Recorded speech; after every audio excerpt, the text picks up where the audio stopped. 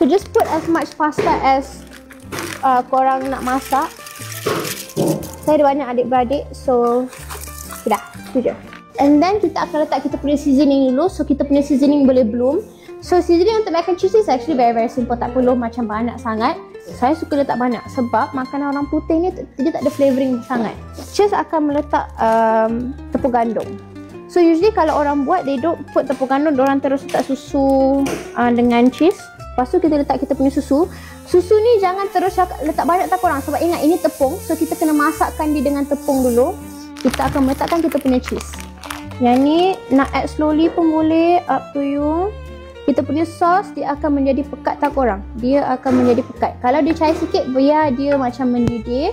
Sekarang kita punya pasta kita dah masak, kita masukkan dalam ni. So first, kenapa cheese tak tuang dia macam tu? Sebab kita nak buat layering teknik sikit, okay? Dia punya main star memang cheese. So kalau korang kedekut dengan cheese, memang takkan sedap. Lepas tu kita akan masukkan dalam actually up to you lah. Kalau you nak macam, kalau korang nak macam kalau korang nak crispy ke atas, biarkan lama sikit. Tapi kalau korang more of like a soft cheese, tak nak crispy, around 5 to 6 minutes only.